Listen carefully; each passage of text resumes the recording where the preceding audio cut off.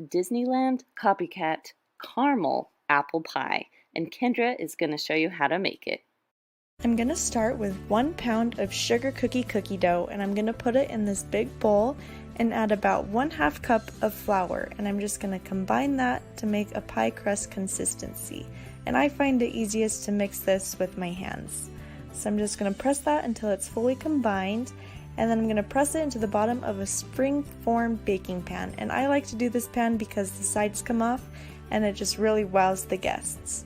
So I'm just going to press this into the bottom and make sure there are no holes so the pie filling can't get through and make it soggy. Then once that's pressed in, we're going to make our pie filling, and so this is 2.5 pounds of apples, about 1/8 cup of flour, 1/2 cup of sugar, and about 1.5 teaspoons of apple pie spice. And then I'm just going to add a lot of caramel. We add about 1 1/4 cups of caramel. But I like to add my caramel as I go just so I can see what areas need a little bit more. So I'm just going to mix that in and just add a little more caramel as I go. And then just keep mixing. Then I'm going to add my filling to my pie crust.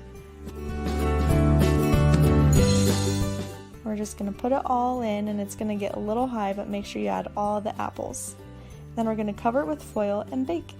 And while that's baking, we're going to add the crumble that goes on top. So we're going to start with 1 cup of flour and add 1/2 cup of sugar, 1/2 cup of brown sugar, 1 teaspoon of vanilla, and 1.5 teaspoons of apple pie spice. And we're just going to mix that until it's fully combined, and then we're going to add 1/2 cup of melted butter. And just keep mixing until it reaches this crumbly texture.